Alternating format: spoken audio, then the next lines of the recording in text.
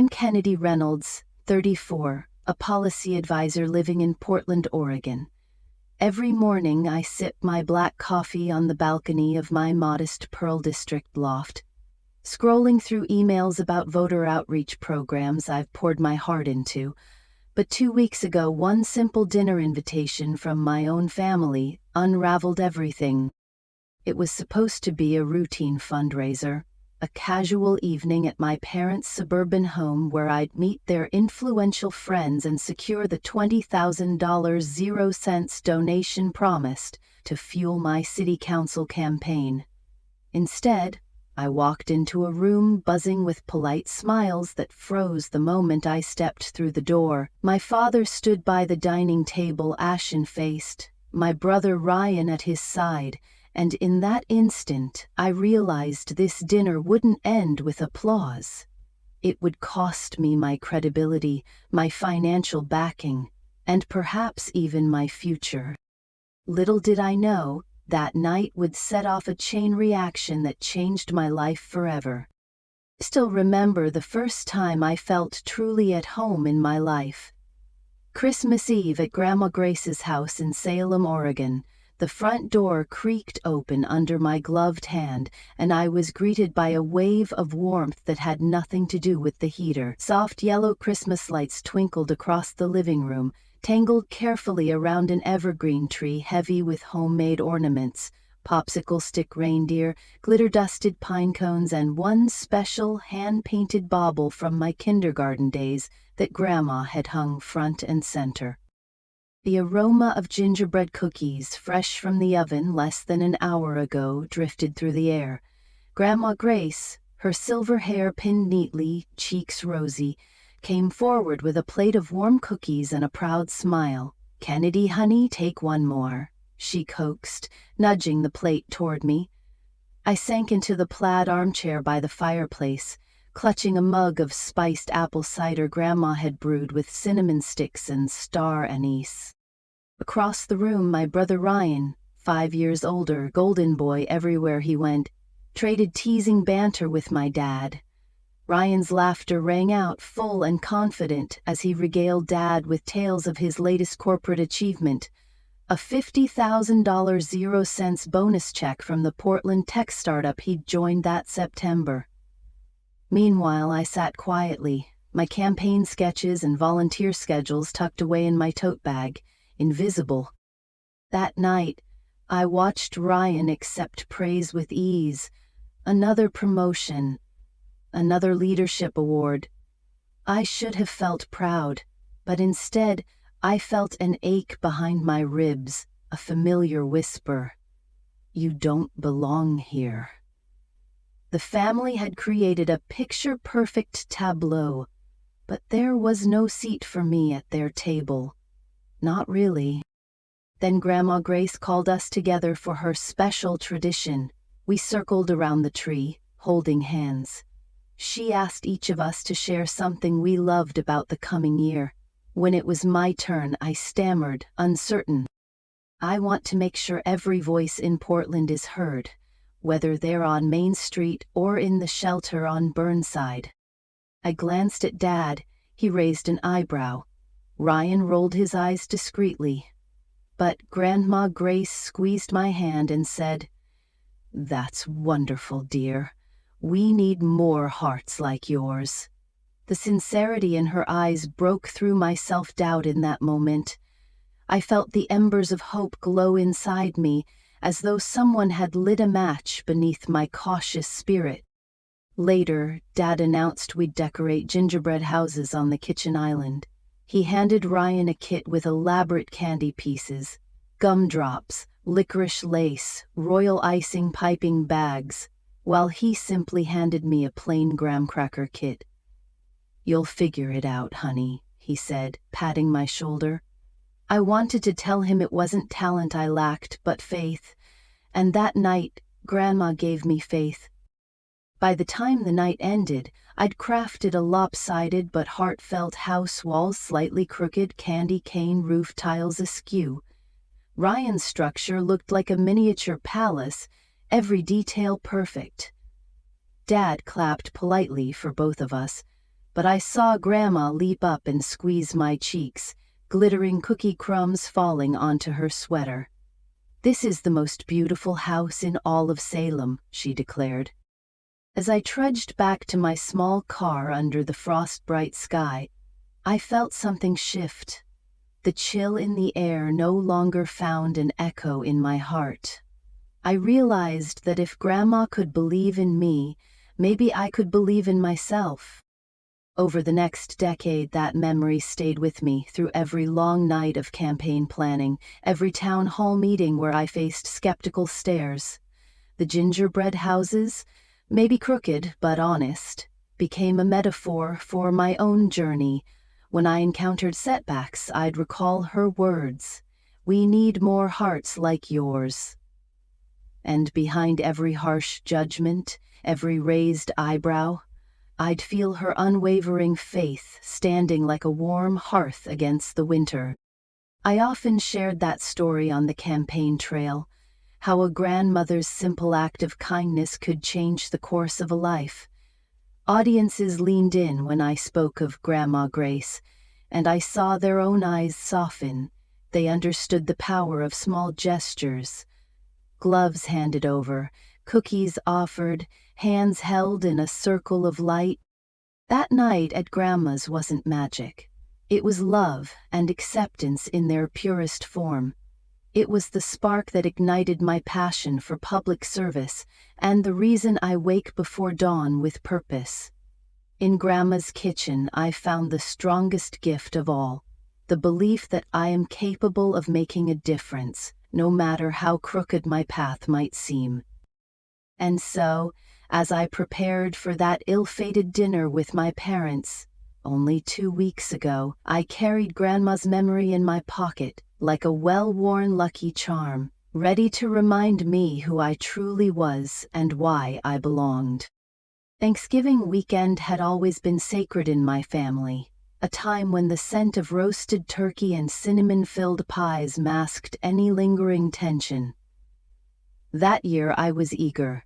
After months of poring over voter registration drives, I deserved a break.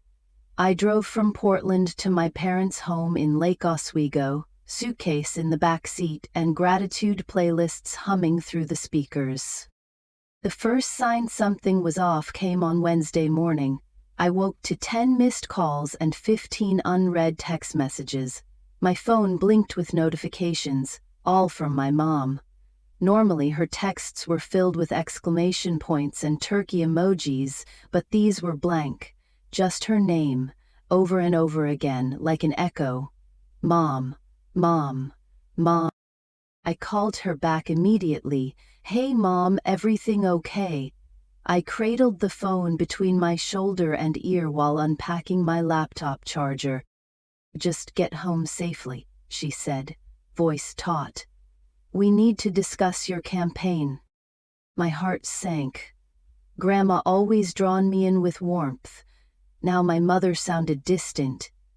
"Is Dad okay? Did something happen?" "Just focus on the drives," she replied briskly, click.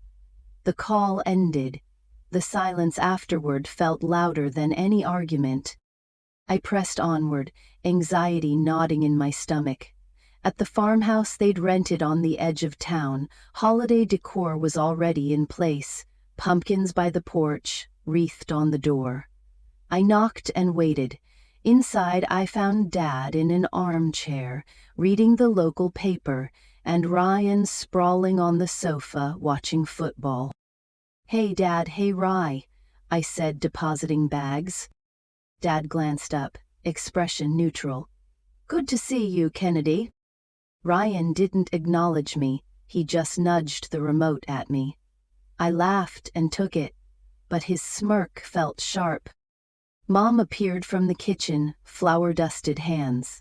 "I made cranberry relish," she said, offering me a spoonful. I accepted, but her eyes flickered away. That afternoon, I set my proposal on the counter. Documents outlining a $5,000 zero-cent scholarship fund for under-resourced students in Portland, money Mom and Dad had pledged to match since last summer. When I brought it up, Expecting a hug or at least a thank you, Mom simply said, "Your dad and I withdrew our offer." I paused mid-sentence, spoon halfway to my mouth. "What do you mean?" Dad cleared his throat. "Times are tight. We have some unexpected expenses." His gaze held mine, unreadable.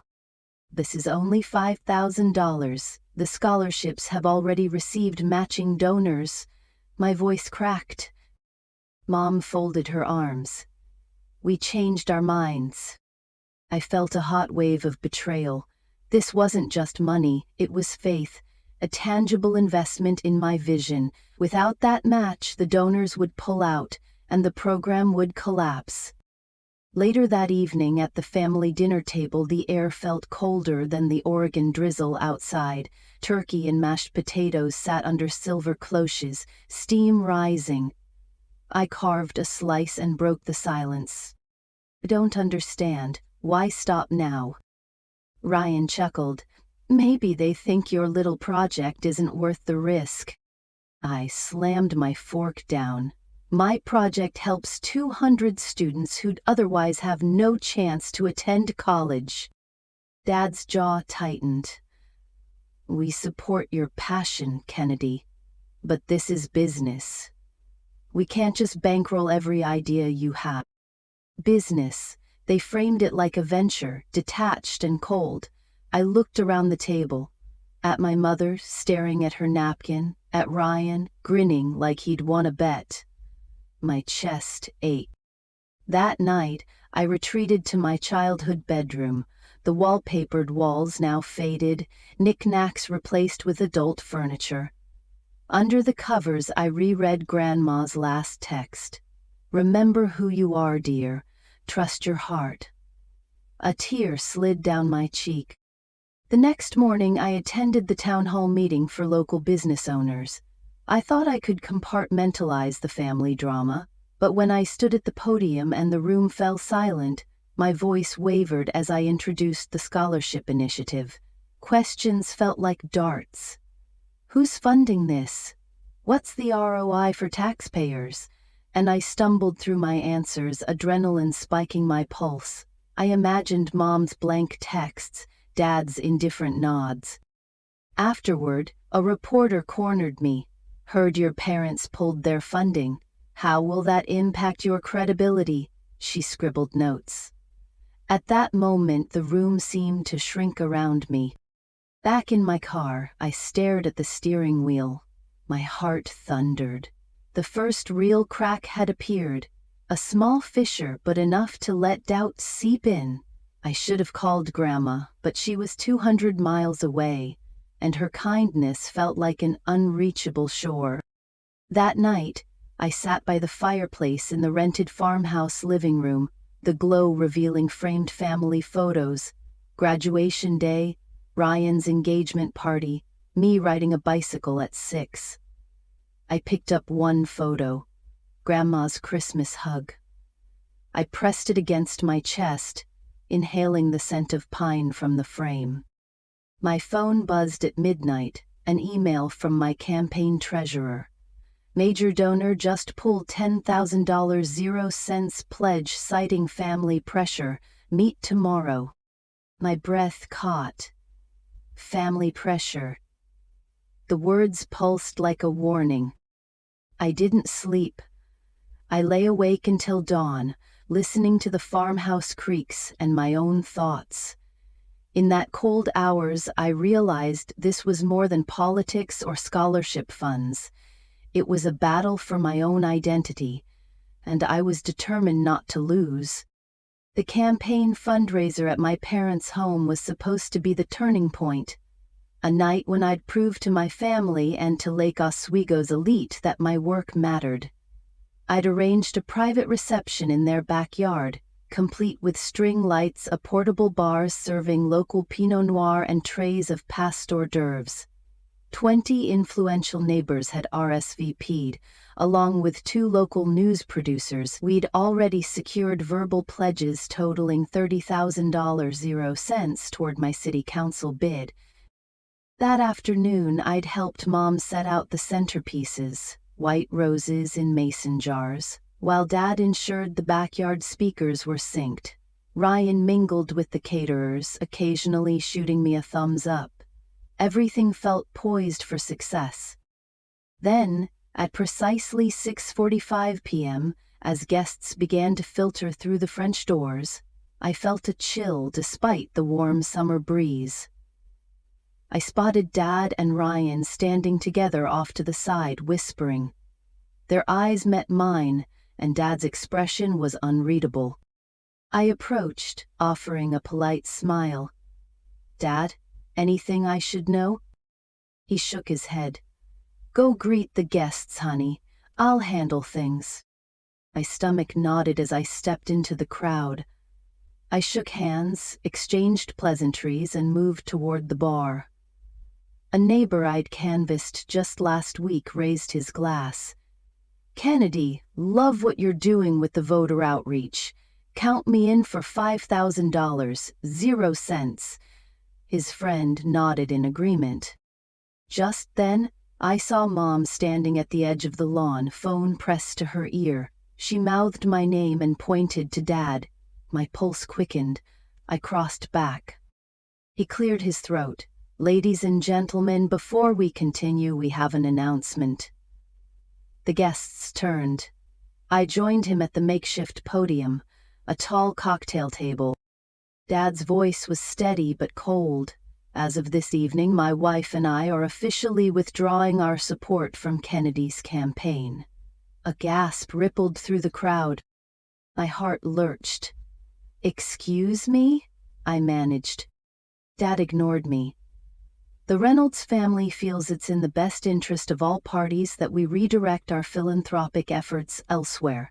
Effective immediately, we will be rescinding the $20,000 0 cents donation we previously pledged, and we ask any other donors to direct contributions to the Parent-Child Educational Fund instead."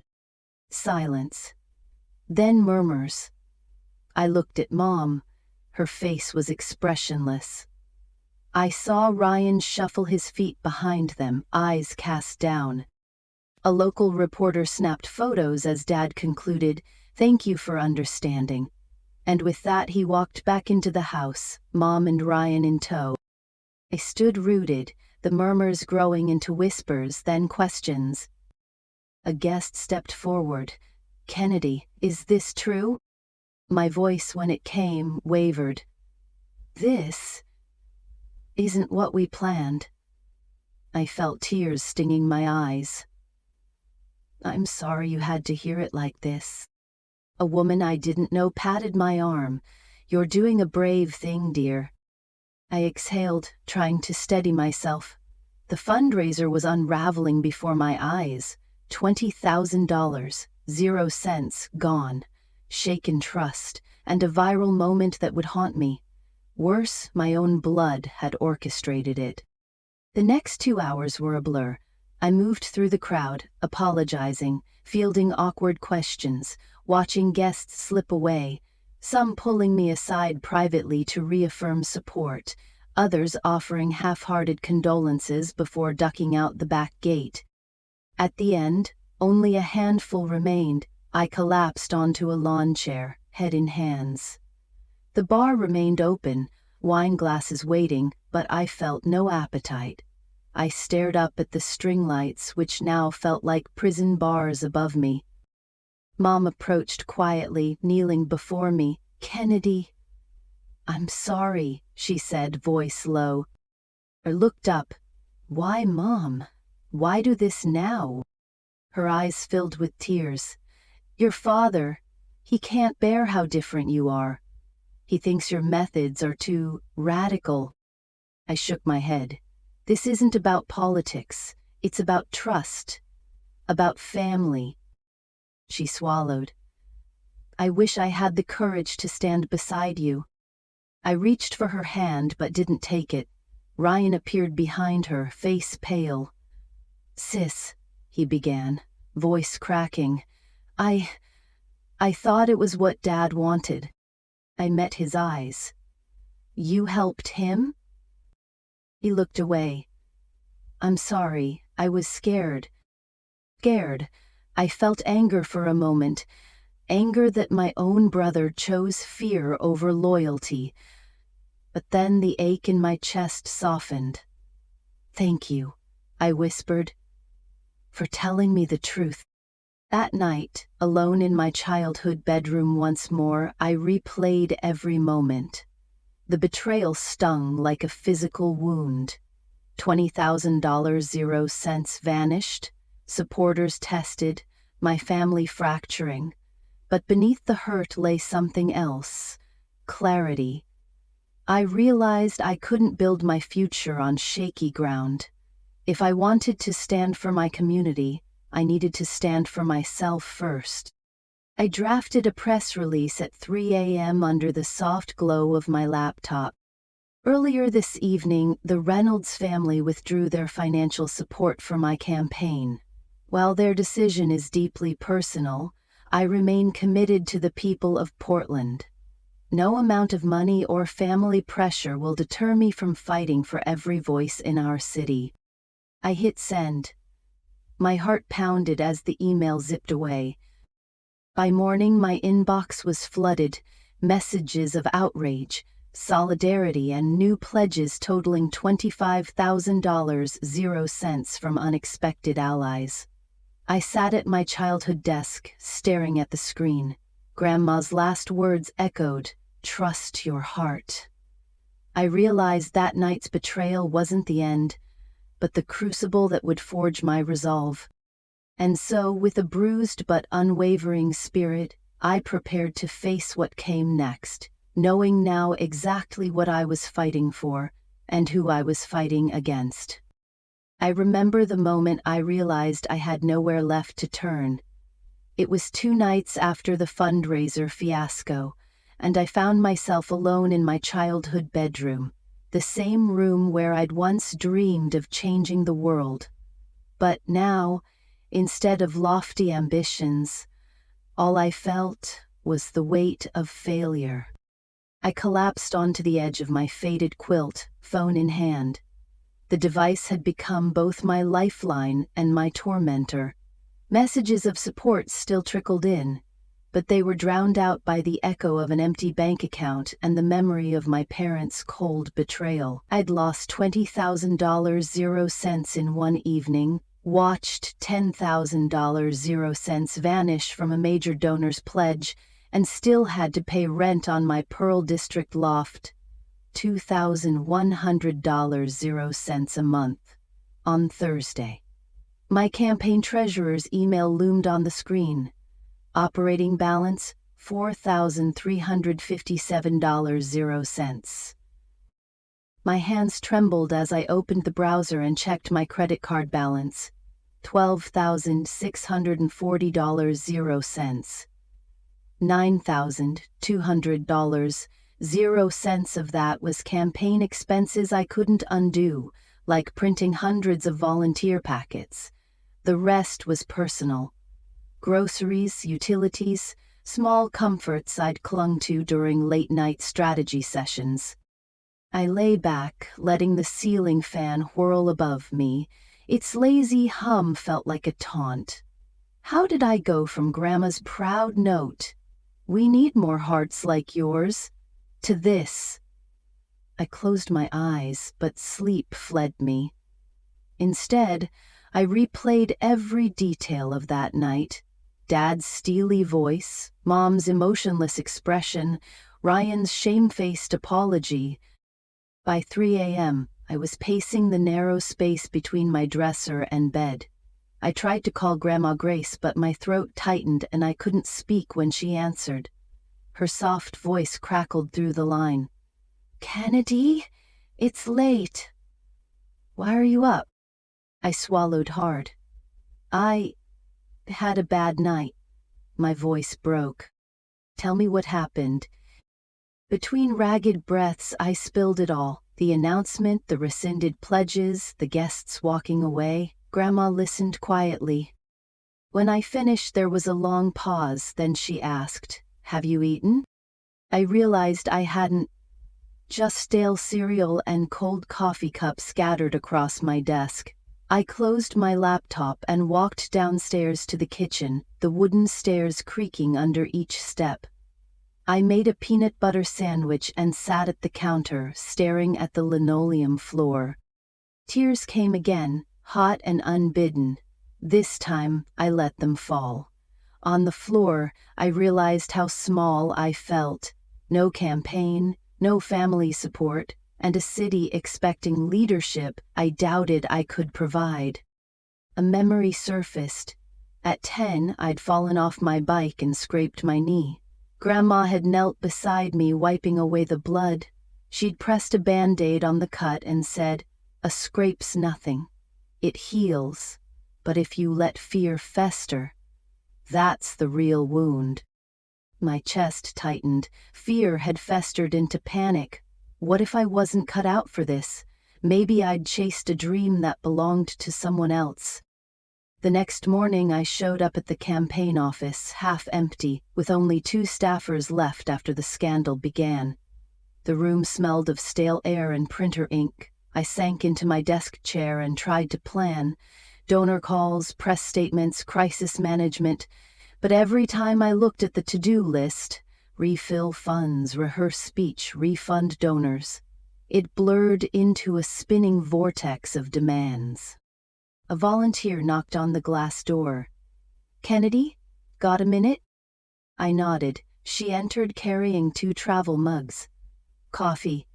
You look like you need it." Her kindness hit me like a wave. I blinked back tears. "Thanks, Emma."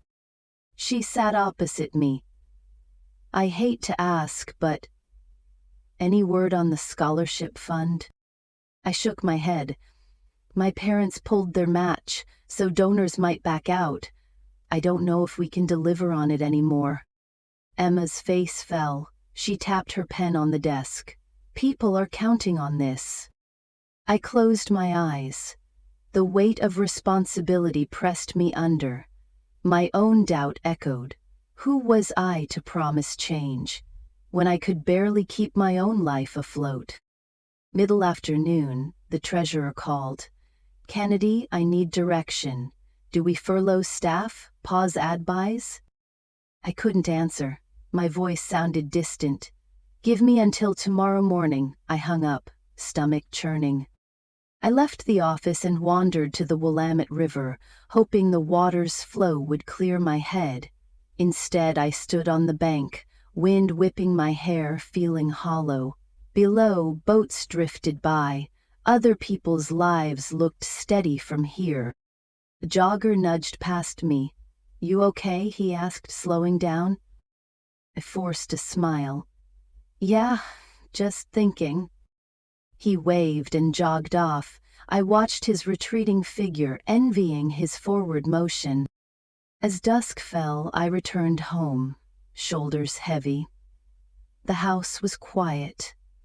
I sank onto the couch and stared at the TV, mindless reruns flickering across the screen.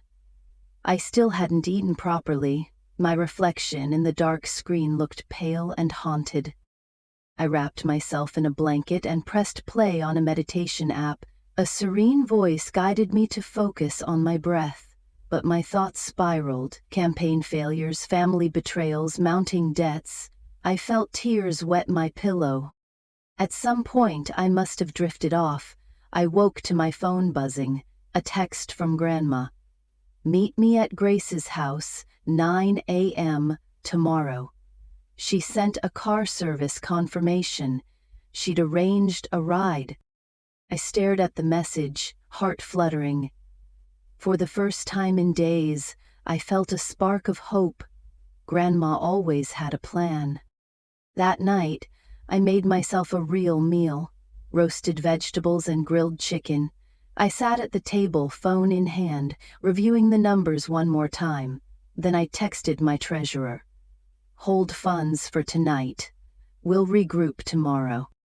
As I set down my fork, I realized this collapse, emotional and financial, was part of the story. It was the crucible that would shape my resilience. The tears, the fear, the desperation, they were fuel. And when the morning came, I'd stand up, brush myself off, and find the strength to fight another day. The next morning I arrived at Grandma Grace's house at exactly 9 a.m., the same time she'd told me. The car service ID badge gleamed under the porch light as I walked up the frosty walkway. Grandma greeted me with that same warm smile, arms open wide, and I felt the weight on my shoulders lighten the moment I stepped into her kitchen. She directed me to the breakfast table where a fragrant pot of chamomile tea and a plate of blueberry pancakes sat waiting. I poured a cup of tea, inhaled the sweet steam, and sank into the chair opposite her. Through the window I saw light glinting off the dew on her rose bushes, hope in miniature. "First," Grandma said, handing me a thick envelope tied with a crimson ribbon, "you need to eat." I smiled weakly and took a pancake. As I chewed, she studied me across the table, eyes kind but serious. "We met at high level." I set up a scenario. "We meet at high level, I have a plan," she said, "but you have to promise me something." "Anything," I said, feeling tears prick my eyes. "You have to stop seeing this as a failure and start seeing it as data." Data. The word landed like a puzzle piece clicking into place. I'd been drowning in emotion, but Grandma's perspective was a lifeline. Every setback was information guiding the next move. She slid the envelope toward me. Inside was a stack of printed reports, demographic breakdowns of voter turnout in Portland over the last election cycle, annotated maps showing neighborhoods with the lowest engagement, and handwritten notes from local community leaders praising my outreach events. At the bottom was a summary. Project Spark, her new name for what I'd called the Scholarship Initiative. "I reached out to some friends of mine at the Multnomah County Health Department," she explained. "They have funding for community wellness programs. They're interested in combining civic engagement with voter education through pop-up events." I flipped to the memo.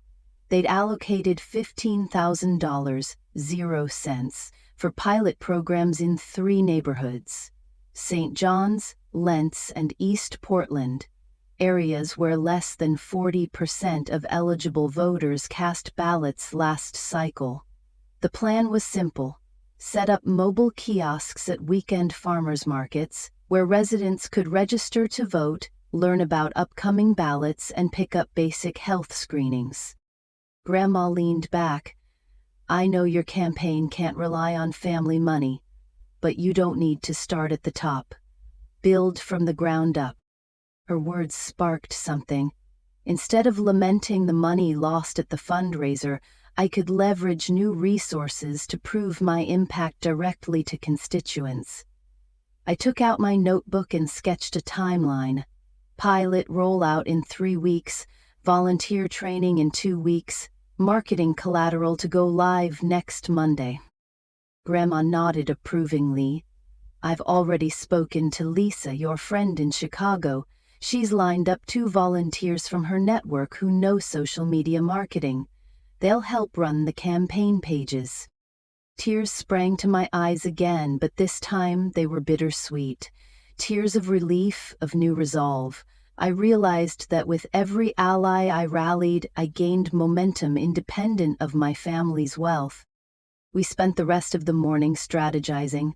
Grandma showed me how to repurpose the scholarship fund materials into a community engagement deck, highlighting success stories and clear metrics: number of registrations, percentage increase in ballot awareness, and projected turnout boosts. We drafted email templates and social media posts, and by noon, I had a concrete action plan. Before I left, Grandma pressed another envelope into my hand. "For emergencies," she said with a wink. Inside was her personal check for $5,000, 0 cents, no strings attached, just faith. Exactly what I needed. Standing on her porch as the sun rose higher, I felt the spark ignite. The weight of the collapse transformed into a catalyst, fueling my purpose. I knew the road ahead would still be tough, but the recovery spark gave me direction. With Grandma's guidance, I was no longer reacting, I was leading. Back in Portland, I convened my remaining staff at the campaign office. I presented the Project Spark plan, complete with data, timeline, and volunteer roles. Eyes that had been clouded with doubt sharpened as I spoke. By the end of the meeting, we'd confirmed partnerships with the county health department, locked in venue dates, and recruited 10 new volunteers. As we filed out of the office, I looked at the annotated maps tacked on the wall and smiled. The first sign of real progress since the betrayal, I thought. The first sign that my dream was resilient, not dependent on family, but powered by community. That evening, I climbed the steps to my loft, exhaustion sweet in my bones. I opened my email to see RSVPs from local organizers volunteering their storefronts. My phone buzzed with a text from Lisa. Campaign pages look amazing, already 50 shares. And from Grandma, proud of you, dear. I paused, staring at that message. It wasn't the $20,000 0 cents I'd lost. It was the network of people who believed in me, the spark of collective energy. And it was only the beginning. With Project Spark gaining traction, I knew it was time to reclaim my narrative and confront those who had tried to bury me, starting with my father's secret backers. I spent the next week digging through campaign finance reports, cross-referencing donor records and PAC contributions. Late-night research sessions became the norm. Every spreadsheet row felt like a clue. Then I found it. A $50,000 0 cents contribution funneled through an LLC linked to Eaton Enterprises, a lobbying firm known to back conservative causes in Salem. The same firm had quietly donated to my father's charity, funding his gala fundraisers. My chest tightened when I realized he'd colluded to sabotage my campaign. Rather than spin in frustration, I saw an opportunity. I drafted a letter to the editor of the Oregonian, attaching evidence of Eaton's donation and its connection to my family's foundation. I framed it not as a personal vendetta, but as an issue of transparency. Portland voters deserved to know who was pulling the strings in local politics. On Thursday morning, the letter ran on page A5, alongside an editorial calling for stricter disclosure laws. Social media lit up. Hashtags like family business and know your donors trended locally. My inbox flooded with interview requests. That evening I held a virtual town hall on Zoom. Over 1,200 people tuned in, many of whom shared stories of feeling betrayed by hidden agendas in politics. I outlined my plan, a bill mandating real-time disclosure of political donations over $1,000 0 cents and penalties for concealment. By the end of the session, volunteers had offered to organize in every Portland neighborhood. But I wasn't done. The next day, I invited Dad to a live-streamed conversation. No podium, no script, just us. His face appeared on my laptop, framed by his study shelves. Dad, I began, voice steady, I found the records. Eaton Enterprises' contribution to your foundation and my campaign. He cleared his throat. Kennedy, this isn't how I wanted things to play out. I pressed on. People deserve honesty. You owe the community an explanation. Behind him, I saw Mom hesitating at the door. Ryan sat off screen, shoulders hunched. My motivations were misguided, Dad admitted, voice tight. I feared your approach would alienate our social circle. I nodded.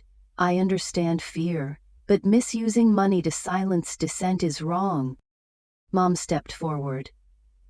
I'm sorry, Kennedy, I should have stood by you. Ryan's image flickered on. I'm proud of you, sis. His voice shook. We sat in silence for a moment, 2 children and their father exposed to the world. Then I smiled, tears prickling.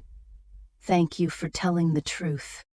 The live chat exploded with applause emojis. It wasn't a perfect reconciliation, but it was honest. That night, as I shut my laptop, I felt a profound shift. I hadn't just exposed corruption, I'd reclaimed my power. And I'd shown my family and my community that integrity was non-negotiable. While the headlines focused on my battle with family backers, an unexpected side story was unfolding 2,500 miles away in Chicago. Lisa Carter, my college roommate and now a grant writer for a nonprofit there, had been quietly watching my journey. When she saw how I'd turned betrayal into a grassroots movement, she was inspired to adapt Project Spark's model for her own city's voter outreach. In an email she wrote, "Remember the time we camped by Lake Michigan and swore we'd change the world? You're doing it." That memory transported me back to our sophomore year, pitching mock campaigns in a cramped dorm room and believing anything was possible.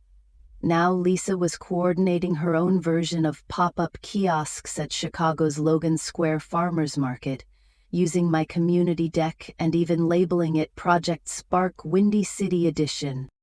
Lisa's early metrics came rolling in. In just 2 weekends, they registered 420 new voters, 60% of whom were first-time registrants. She sent me photos of her team, diverse volunteers in matching navy tees, smiling as they handed out voter guides and free reusable tote bags stamped with bold slogans like, "Your voice, your vote." Her success energized me. It reminded me that while my story was deeply personal, its impact could ripple far beyond Portland. I carved out a moment between campaign calls to join Lisa on a video chat. We laughed over memories of late-night pizza runs, then dove into strategizing promotional videos and joint webinars that could spotlight both cities' efforts. Back in Portland, I shared Lisa's updates at a volunteer meeting. Faces lit up as they saw Chicago's momentum. Suddenly, our local challenges felt part of a larger movement, proof that individual spark could ignite nationwide change. A volunteer named Marcus even suggested we partner with Lisa's network to host a cross-country town hall tour, alternating cities each month to exchange best practices. That bonus insight, seeing Project Spark thrive in another community, became my secret weapon. It reinforced that resilience wasn't just about weathering storms at home, but about building connections across distances. And it offered a reminder: when one person dares to act, they can light the way for countless others. The fallout from the live-streamed conversation rippled through the state's political circles. Within 48 hours, Eaton Enterprises faced an ethics investigation, and local news outlets ran exposés detailing the firm's opaque funding practices. My father's foundation experienced a public relations crisis. Donors withdrew over $100,000, 0 cents in pledges, citing reputational risk. I watched the headlines mount: Reynolds scandal, family ties under scrutiny, lobbying firm under fire for hidden donations, and Portland politician wins back public trust. Each story underscored a reversal of power. My family, once untouchable, now scrambling for damage control. In the midst of this, I received a call from my state's ethics commission. They invited me to testify on proposed legislation that would enforce real-time public disclosure of political contributions. It felt surreal.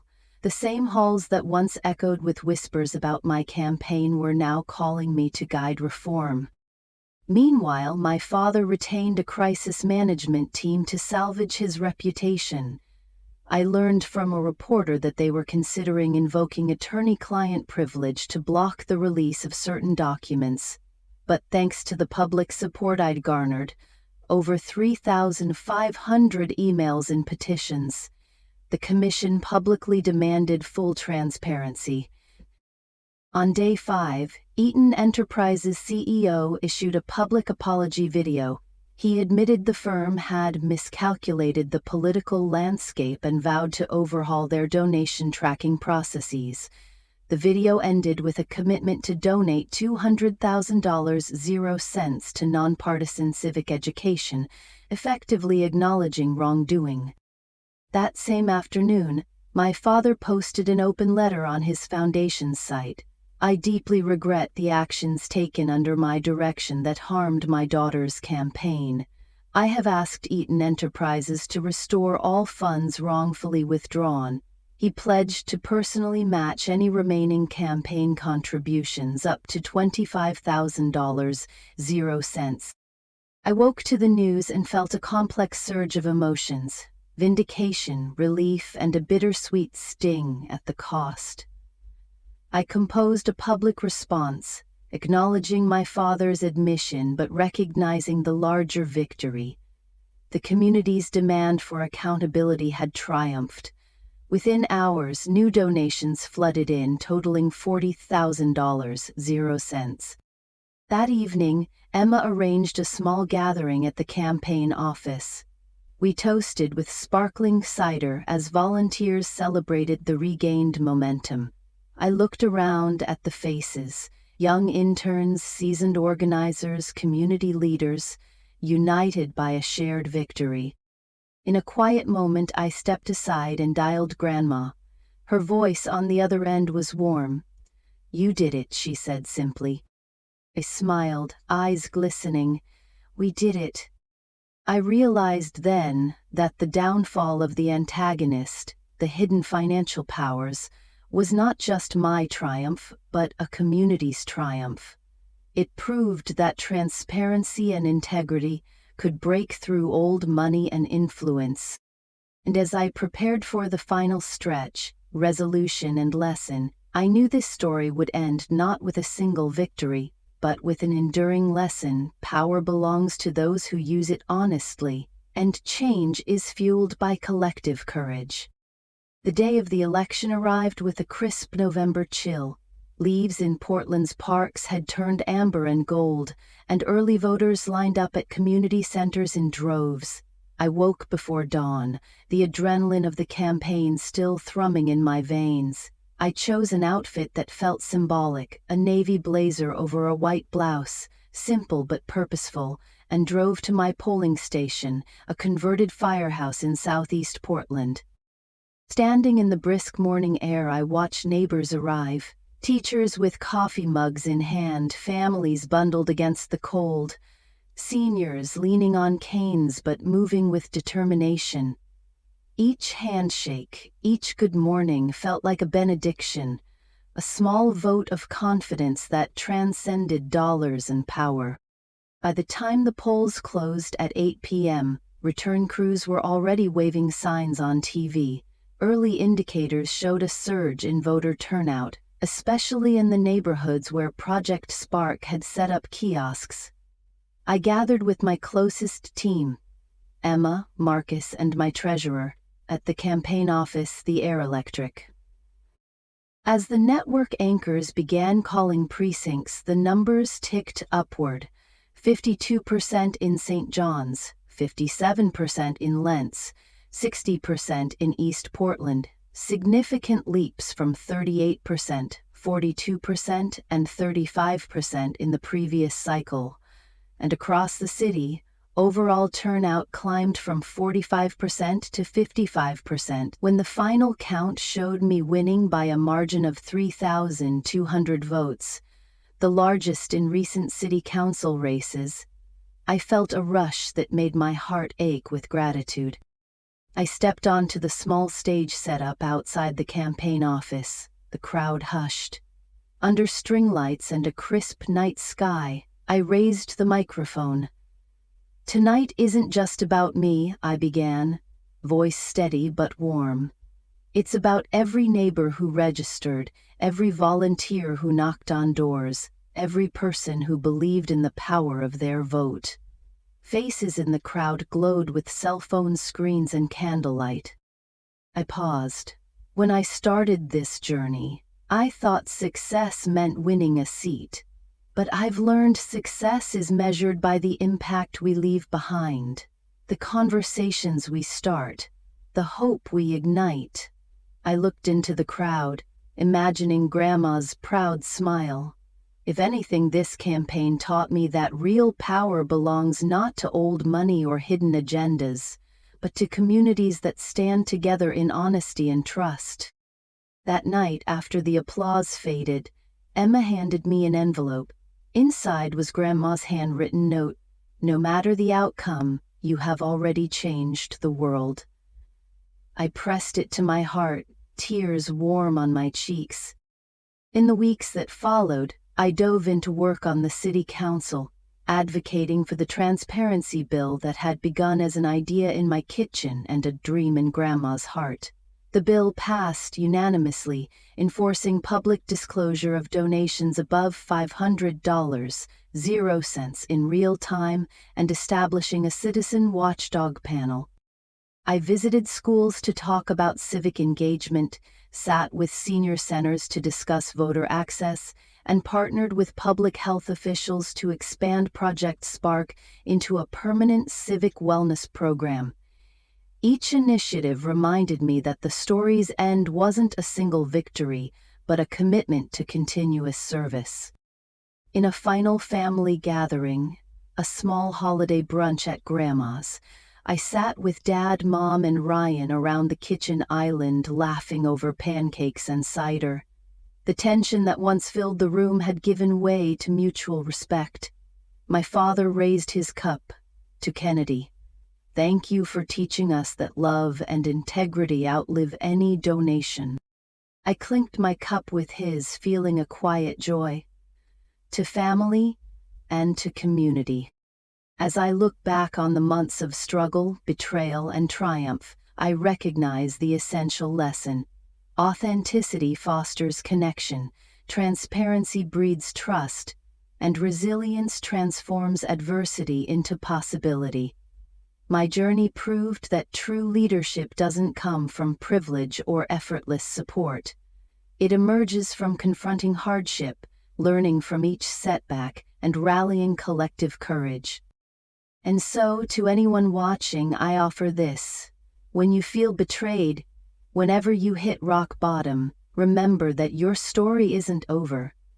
Your greatest opportunities often rise from your deepest trials.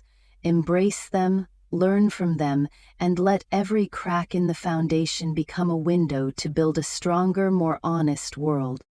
If you've found hope in my journey, know that your voice matters, and together we'll keep sparking change, one vote, one heart at a time.